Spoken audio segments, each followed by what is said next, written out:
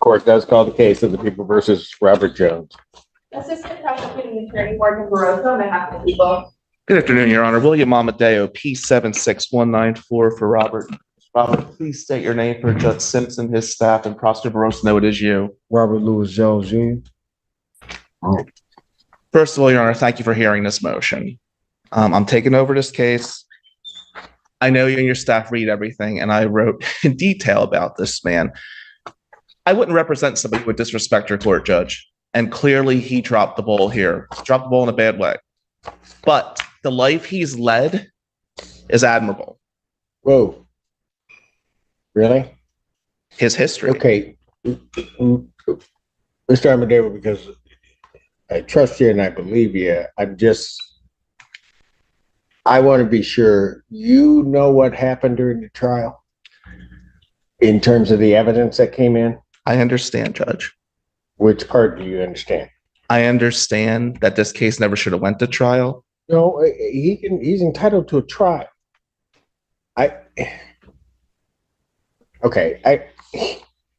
You also know me. I'm just going to be real.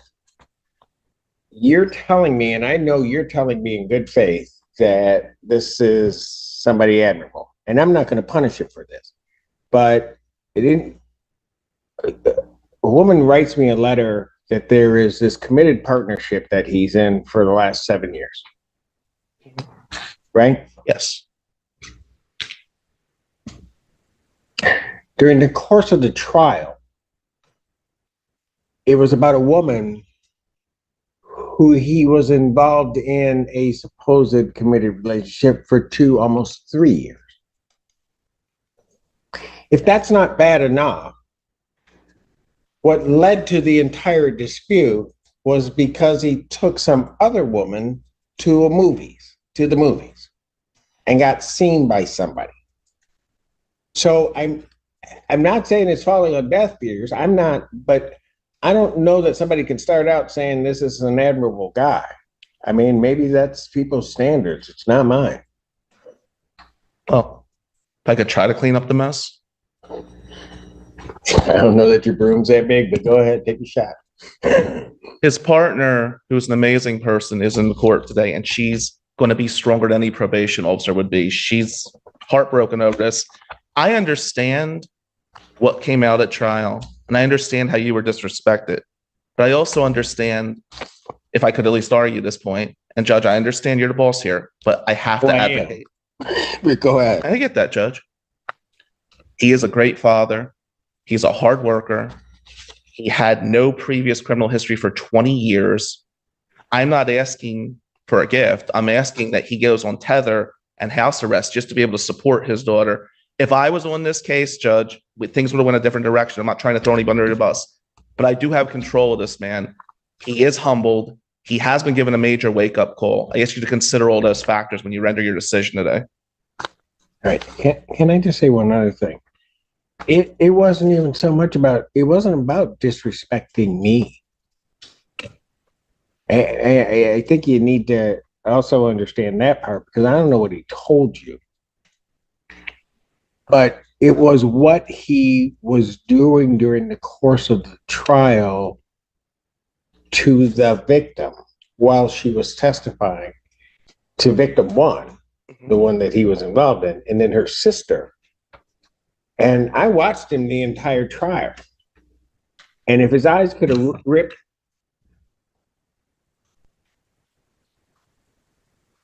Is he okay? Because if he's not okay, they could take it back. I'm fine. Are you okay? Yes, I'm okay. Okay. Can he sit down, Judge? Yeah, he gets it. No, I'm not. You're gonna have to take him back, because I don't know what's going on with him. Because I'm not.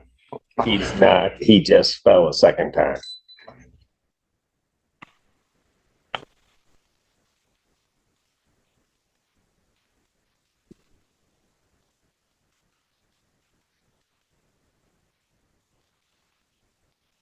This is Thursday, Friday. What do we have now?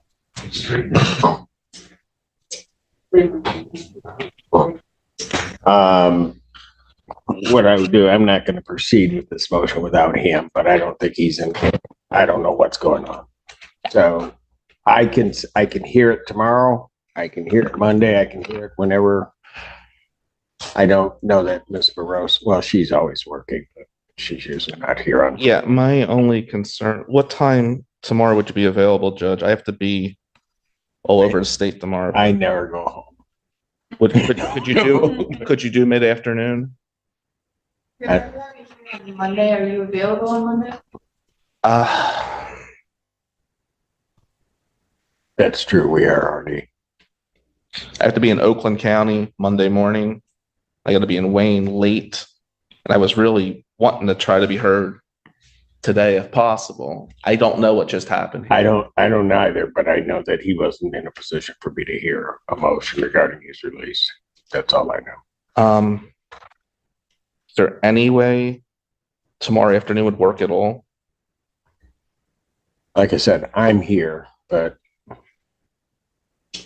I'm not trying to force anybody to be here. I don't think any of us expected this to happen. So, I mean, For not, I haven't had a prep day in about 3 weeks. I don't know. You've been doing just fine without it. No. Like to not work all weekend. Oh, wow. I'm sorry. If we had to go to Monday, could we do Monday afternoon? Because I am here literally all day Monday, so whenever works for you.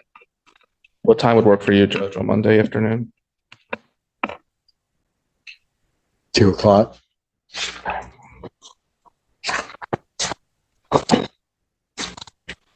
All right. And if I were to revise anything in the emergency motion, would that be acceptable to the people in the court?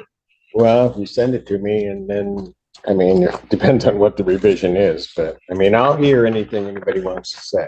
I don't have a problem. So I'll just adjourn this out to Monday is what, the 1st? Yes. All right, July 1st, 2024 at 2 p.m. Thank you, Judge. On continue. Your Honor, William Amadeo, P76194, on behalf of Mr. Jones. Rob, please say your name for Judge Simpson and staff, and Prosecutor Barrasso know it is you. Robert Jones. Thank you. So, Your Honor, I'm going to continue with our motion, which was on Thursday. Thank you for granting us this time today. As I stated, well, he's been in jail 6 days now. He is a good father. He does have retained counsel. I'm going to argue he's not a threat to the community, even by the people's own response. There was no physical abuse. While I understand some things were developed in our last hearing, I do think Mr. Jones, giving him GPS tether and house arrest to just allow him to support his daughter and go to work in medical conditions would be a positive thing for him. He'd be able to provide for his children. That's all I'm asking today, Judge. From the people. Your Honor, we would just rely on our response. The only thing I would like to add is that I am not exactly sure how Mr. Jones plans on working or providing for his family as he does delivery services, which, unless I was wrong, I think that there was a request for home confinement in this case. If that was not the case, I apologize, but There was home confinement with the ability to go to work, just not to go out. and so I'm not sure how that would work because he's doing delivery to home addresses. And that makes me concerned, especially if they're in the Saline area, which appears to be the case because he's delivering from.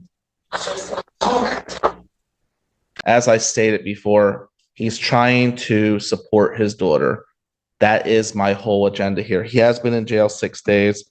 I basically want to help this man support his child. That's my whole agenda here, Judge. Well, if I put him on a GPS, Mr. Amadeo, how's he going to move? Because that wouldn't, I mean, it seems to me that with the type of work that he's having, you're asking me to give him a GPS really without any restrictions. Jones, anything you want to tell the court? I will continue before the incarceration. I was following all of the court's orders to stay away and no contact and honor the court's orders. And I did that the entire time, and I continue to do the same thing. I apologize to the court for my behavior, for being here in this courtroom for the case I had. That's my responsibility. I accept that. But my 25 years, over 20 years, I haven't been involved in any issue with the court, and I plan on getting back to, the right thing and take care of my daughter and doing the right thing and honoring the court. I also understood that one of the victims, I thought, did the same type of work at that location, but I will not be at that location. Okay, go ahead. What were you gonna say? He's showed up there. Yeah, What well, was even it? when he had the no contact order and he didn't leave, he still stayed around. He kind of Yeah, hung around. closer. Yeah, Yeah, he hung around where we were. he came right to the register right next to us like twice. No contact. And, Your Honor, just to be clear, while he was there, he was working at that time. He wasn't just hanging out in the area. He was only there for work. Right, but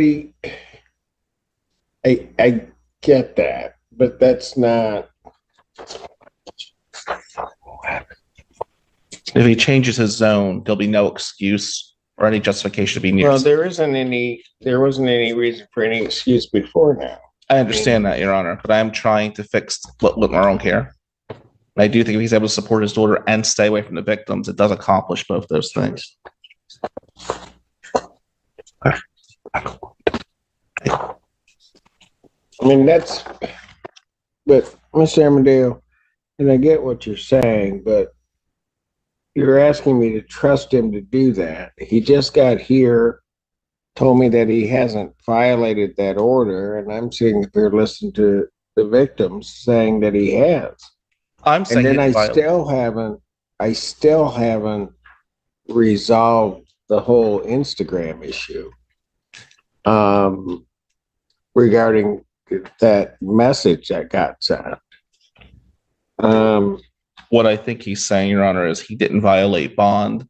He was just working. Well, but that's not true. That's what I'm getting at. What I'm getting at is he was not to have contact with them. He wasn't supposed to be in their vicinity.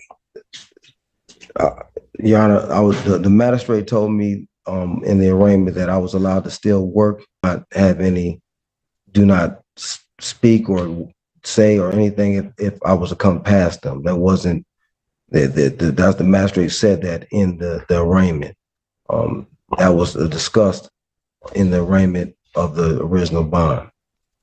If I was told that I was not to be in the entire. Let me ask you this. If you see Ms. Mills there,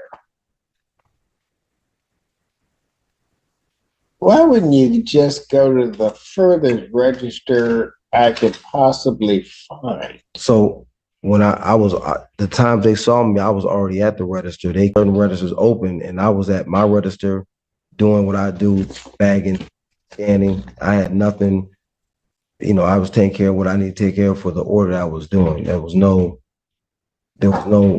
other than just my presence being there doing a job. And that's what the magistrate, I explained to the magistrate was okay with it. Mr. Jones, it's hard for me to believe you. It's the truth, Your Honor. And Judge, well, I know he has very little credibility. The only goal here is to not be near the victims, not harass them, and still allow him to support his. That's my problem, Mr. Amadeo. I don't know what I can trust with him. I understand. He was on conditions, yeah, he could work, but I don't want a circumstance where all of a sudden I get some other excuse. And like I said, there's still this whole Instagram.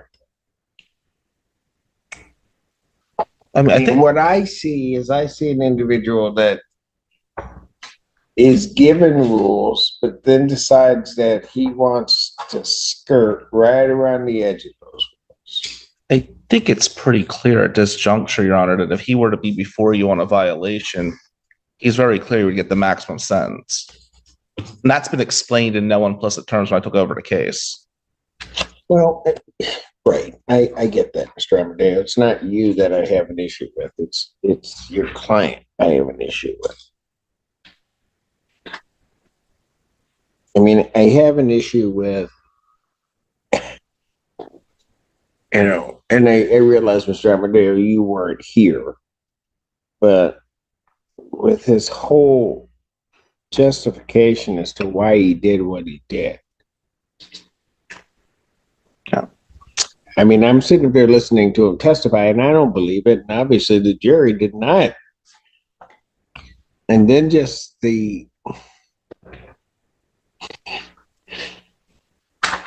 I think vile is too kind a word. I mean, in terms of what was actually not coming out of his mouth, but being tight to these ladies. And then sitting up here while all that's going on and watching him just, I mean, the way that he was looking at them while they're testifying. I mean, it was,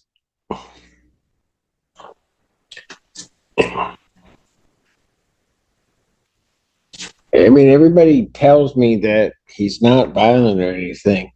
I'm going to tell you right now, with the way he was looking at him that day, I wouldn't have bet anything. I wouldn't have bet a single penny I have that he would not have come after them.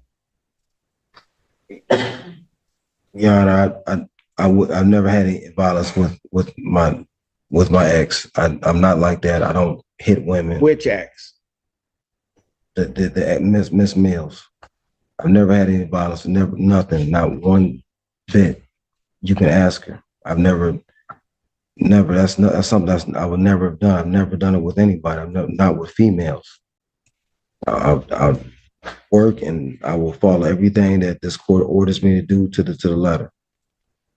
I understand that you don't like my credibility and stuff like that. I got that. It is not an issue about liking your credibility. I just don't think you have any. I asked the court if you could give me the opportunity to earn your credibility back for my own safety of my daughter and me and her mental health and me being there for her, stuff like that. I beg of you to give me that opportunity to earn the credibility of you. Maybe And he'll be under house Maybe you arrest. don't get this. What I'm worried about is you being there, because I don't trust you. I just don't. I want to earn your trust. I don't. How you earn the trust? You know what, Mr. Jones? Just do the right thing. Yes. That's all I'm asking you. Just do the right thing by everybody. Yes, Your Honor. Because I can tell you, as I listened to that trial, you did not do the right thing by Miss Mills at all. At all. I would like a chance to do the right thing. What? I would like a chance to May I say something, Your Honor? Yes, ma'am. Where he's moving is actually quite a bit closer to where we live as well. Oh, I know. Thank I you. know. Thank you. No, I know. I know exactly where you guys are, and I know exactly where he's moving to. And it's my daughter stays same apartment complex with her mother, and so are my stepkids. So it's mainly for them. That's for what? mainly for them because that way Mr. Jones, I know. The issue is keeping you away from people you shouldn't be around and making sure that you don't do something that I think that you're capable of. Mr. Jones, you can sit here. I listened to your testimony. You can sit here to me and tell me I won't. The problem is, if you go back over your testimony, I don't think you'd believe it. I believe myself. I know I won't, sir, Your Honor. Well, let me just add this, Judge, and one of the always told me was when know when to shut up. So I'm going to know when to shut up and just say, if he's on tether, what's that? Go ahead. Never mind. Go ahead. If he's on tether, if he's on house arrest, and there's a no contact with Miss Mills, and he so much as breathed crooked on her, he knows he'd be looking at 180 days. The whole agenda here, he screwed up. We get that. Oh, I get it. yeah, he did. I get Big time. it. I And understand. I got 3 women that can tell him that. Understood. But the fourth young woman is who I'm here for. That's why I'm involved in this case. That's his daughter. Oh, thank you for pointing that out. I didn't know there was another. Can I get a map, please? And we're gonna have to draw boundaries. You can take him back, and court's gonna stand in recess. All right. Okay, on the matter, any additional argument from either side? Not from the people, Your Honor. None from defense, Judge. What I have decided to do is, having heard everything, is I'm going to give you a bond. That bond's going to be set. The monetary portion of the bond will be $500. I'll give a 10% privilege on that. And then, but defendant cannot be released prior to being placed on a GPS tether. It is an exclusion zone tether, and I'll just make it real clear to you. You are not to enter Pittsfield Township, City of Ann Arbor, or the City of Saline. All right. Anything else? Oh, thank you, Judge. All right. Have a good day. This court proceeding concerns the case of People versus Robert Jones and focuses primarily on a defense motion seeking his release from custody under modified bond conditions, following a recent jury trial and conviction-related proceedings. Defense counsel, newly retained in the matter, argues that although Mr. Jones made serious mistakes and exercised poor judgment, he should be considered a suitable candidate for release on GPS tether and house arrest so that he may continue working and financially supporting his young daughter. Counsel emphasizes Mr. Jones's lack of criminal history over the past 2 decades, his role as an involved father, and asserts that his behavior represents a significant lapse rather than a pattern of criminal conduct. The court, however, expresses deep concern not merely with procedural issues but with Mr. Jones's conduct during the trial itself, specifically noting his demeanor toward the victims while they testified, which the judge characterizes as intimidating, aggressive, and deeply troubling. The judge explains that her concern is rooted not in personal disrespect to the court, but in the apparent threat posed to the victims, highlighting testimony that Mr. Jones appeared to loiter near them at a workplace despite a no-contact order and unresolved concerns regarding indirect communication through social media. Although Mr. Jones insists that he believed his work-related presence was permitted under the original bond terms and repeatedly apologizes. Acknowledging the court's authority and accepting responsibility, the judge finds his explanations lacking credibility and notes a consistent tendency to push the limits of court order restrictions rather than strictly comply with them. The victims are permitted to address the court, describing Mr. Jones's proximity and behavior as distressing, which further reinforces the court's concerns regarding safety and compliance. Despite these reservations, the court ultimately balances public safety with the defendant's parental responsibilities and determines that a tightly controlled release is appropriate under strict conditions. The judge grants a modified bond, setting a monetary bond of $500 with a 10% privilege, and orders that Mr. Jones may not be released until he is fitted with a GPS exclusion zone tether.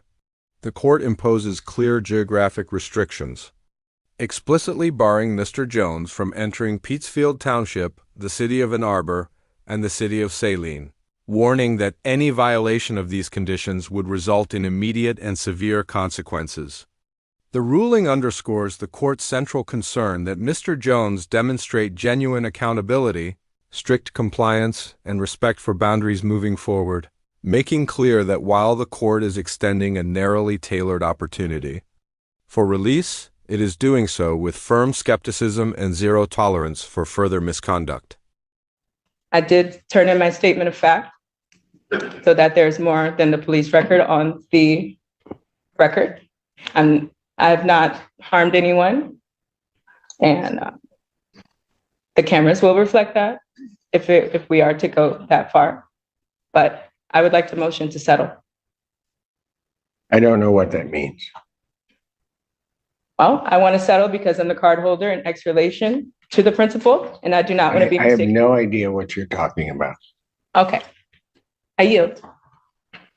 very personal and sensitive information regarding my sovereignty as a chief of a sovereign tribe. That's why I invoked also the Peace and Friendship Treaty between the United States and Morocco, in which I do qualify for that. And also you can contact the Embassy of Morocco. No, so I'm familiar with that treaty, and it is a trade treaty. It has nothing to do with your right to commit crimes anywhere you feel like. No, ma'am. It has nothing to do with me committing crimes, but they will vouch that I am royalty, and Morocco has granted me as part of their royalty, and they will vouch for me. I assure you. You can't be a royalty in Morocco and a Native American. That's not possible. Have you been to the doctor regarding the COVID diagnosis? It's against my religion.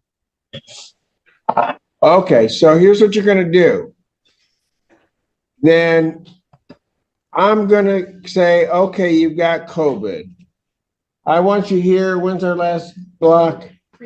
3 o'clock today. Wear a mask if you're going to represent yourself. I can't make that. Is there a later date? Oh, yeah, you can. Done. Finish. Oh, no, actually, I was also moving to place you and the clerk as fiduciaries over the trust. And I'll be able to supply you all with the adequate assurance certificate of security to settle and offset the charges. Okay. Well, he will be doing nothing to me and nothing to my clerk. So whatever that motion was, that's denied. Would you like to proceed next on this? Entering a plea of demurrer. Okay, you've already done that. I've already entered a plea of demurrer. I'm not sure when that took place other than right now.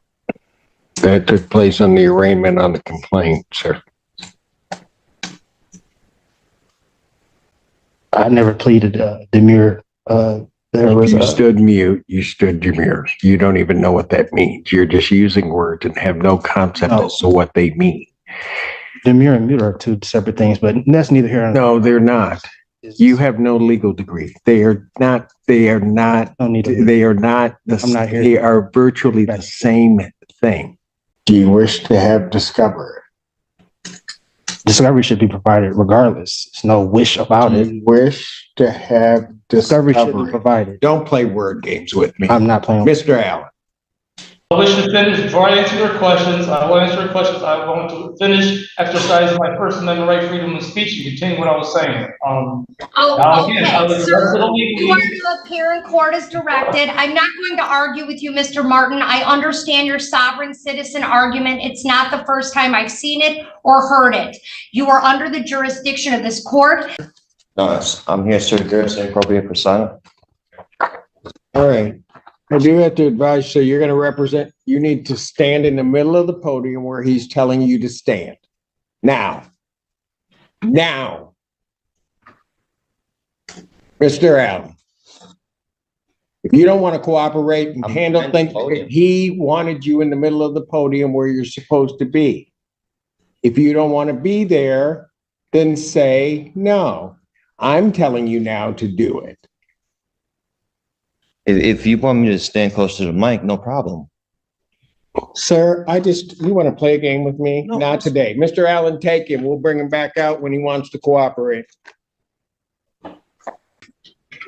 Sherika Harris on behalf of Mr. Garner. Mr. Garner, please state your name for the record.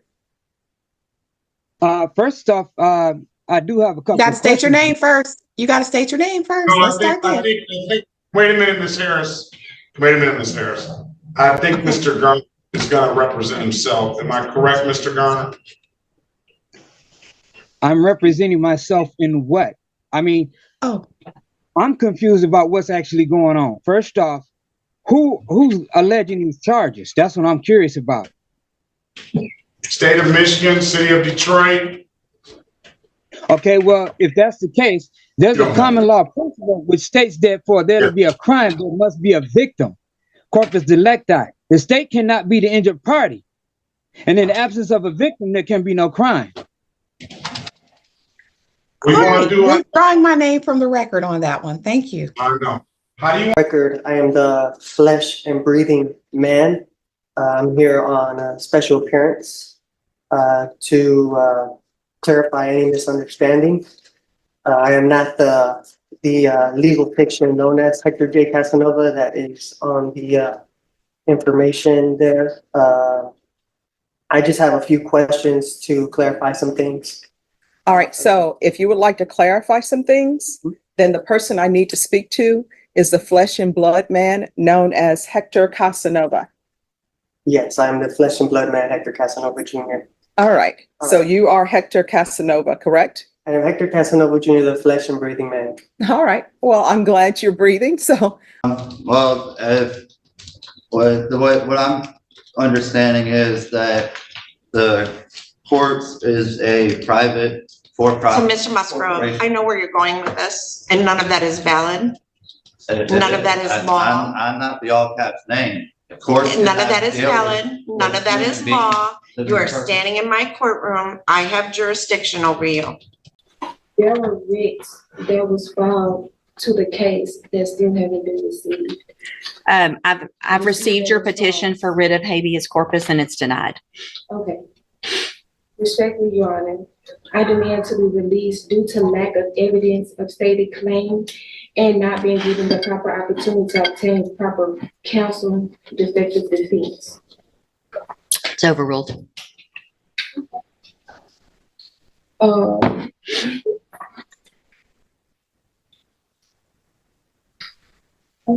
You're running out, aren't you? No, it's fine. So here's the thing, Ms. Pugh. I appreciate your position, but listen, Respectfully, Your Honor, Ms. Pugh, don't speak over me. Respectfully, Your Honor, for my incarceration. Ms. Pugh, just because you say respectfully does not mean that you get to interrupt me. That's disrespectful. So the court did appoint us on this matter, but it sounds like he does not want my office to represent him, so I'm happy to withdraw. You can dismiss yourself. So would you like to represent yourself in the matter, Mr. Please do Schuster? not tell me to shut up. You can dismiss yourself. So he can't dismiss himself, only I can dismiss him. I'm asking you if you wish to have an attorney or if you wish to represent yourself. This is a trust or Sisticate trust action. And so I'm here sui juris in pro persona. You know what that means. And so we can prove. Don't know what it means because it's nonsense, but no. And my rights were violated. My rights were violated. My right to travel freely unencumbered was violated. There was no emergency in which the officer needed to put on his red and blue lights. And so, again, if status cannot be set, jurisdiction cannot be proven, I move to dismiss this matter with prejudice. That's denied. So you've made your record. Wanted to say some sovereign citizen information that you wanted to make a record of. I am an American non-citizen national that's defined in the United States Code. And I do believe that underneath copyright, once my name is copyrighted through the Daily News, once I put that copyright on your paperwork, that's something called copyright impoundment. That means that under Erie Railroad versus Tompkins, the fictitious entity under due process of law does not apply to my sui juris living being. Okay. I'm my own attorney. You're your own attorney. You're an attorney registered by the state of Michigan. Licensed to practice law, and you've been practicing law over the bench. You say I have been? Would you like to litigate against me? I'm not litigating anything against you. Okay, you have been practicing law across the bench since we started this. And I'm challenging jurisdiction today. Okay. I'm not the corpse. I'm not the corpse. I'm not the fiction that they send me, the caps. I'm not that caps. So who gave you the last name Little? Your mother? The government did. So your mother didn't give you that last name? The government gave it to me. She had to tell the government, didn't she? The government. She was an agent of the state. She was an agent of the state? All right. So I object to what she just said about I made some self-incriminating statements. That's not true, because as I pointed out in my demands to dismiss, the law is in my favor, the higher supreme law, such as the statute, which is supreme law of the land under Article 6 of the U.S. Constitution, federal statutes override state statutes, along with the Packer versus Benton case I cited and sent a quote from the law book on that clearly said from the U.S. Supreme Court that the people have a right to use the roads, not a privileged right. And as long as you're not using the streets for profit, which I wasn't doing, and there was no evidence, and the cops have no evidence of that. So I was exercising my right to travel, didn't need a license, insurance, registration, none of that. So nothing self-incriminating about what I say. There's no. What is the name of the crime? I told you it's driving while license suspended, 3rd degree, and operating a vehicle without an ignition interlock device. Is there any injured parties? Is there somebody willing to go on the stand and say that I actually committed a crime? Who has a claim against me? Like that's what I'm trying to figure out. I'm trying to settle the matter. I'm not arguing the facts. I'm just trying to take care of this and we cannot proceed while your ability to understand the nature of the. What are you, yes or no? No, you don't understand that. So, Ms. Pugh, it's my understanding, I'm not going to allow you to represent yourself because you don't understand the law and the process. So we're on question number 4 out of 15 that I'm supposed to ask you. So Mr. Jeffries is going to stay on your case. I don't care what you want at this point. You can't do it. All right, you can go back with the bailiff. I'm done. Go back with the bailiff. Go back with the bailiff. What do you want to know besides what you're charged with? What was your other questions? My other question was, did you or did you not take an oath to uphold the Constitution? Can I just get a yes or no? That would be a yes. So you're enforcing statutes right now, and so you're totally going against your oath. So I'm trying to figure out what authority do you have to tell me to do anything as a public servant? Can you answer that question, please? Mr. Richard, I am authorized by the revised Code of Washington to sit in this court. I'm duly appointed to be a municipal court judge. I've taken my oath. You're charged with a violation of the RCW and the Lake Forest Park Municipal Code. Why are you enforcing statutes if you took an oath to uphold the Constitution? I know you don't think that it applies to you, but it does. Mr. Styron, we're going to go through this again. What do we want to do in this case? You understand what you charged with, sir? So, I understand what the charges are against me, yeah. Okay, look, you're going to have to give me straightforward answers to my questions because I've got to make sure that you understand certain things. I got to do certain things here. From my understanding, you understand, first of all, that if you do indeed direct, you want to smile about it and laugh about it, take him back. We'll call him out later. Take him back. You keep laughing. You laugh one more time, that's 30 days. Go contempt. Look it up. This courtroom proceeding centers on a highly contentious and prolonged exchange between the judge and a defendant who persistently attempts to derail the legal process by invoking so-called sovereign citizen arguments, international treaties, and pseudo-legal theories in an effort to avoid the court's jurisdiction and dismiss the charges against him. From the outset, the defendant claims he has submitted a statement of facts to supplement the police report and insists he has harmed no one while vaguely requesting to settle the case without explaining what that means in legal terms. He asserts that he is a sovereign individual, a chief of a sovereign tribe, and even claims Moroccan royalty under the U.S.-Morocco Treaty of Friendship, arguing that these alleged statuses exempt him from prosecution. The judge firmly and repeatedly explains that treaties and claims of sovereignty do not grant immunity from criminal law and have no relevance to the defendant's obligation to follow state statutes. The defendant continues by asserting that he is not the legal entity named in the case, but rather a flesh and blood man, attempting to distinguish himself from the charged party, a tactic commonly associated with sovereign citizen ideology. Despite the judge's efforts to redirect the conversation toward the actual charges, driving while license suspended and operating a vehicle without an ignition interlock, the defendant refuses to engage meaningfully, instead arguing that crimes cannot exist without an injured party, and that the state has no authority to prosecute him.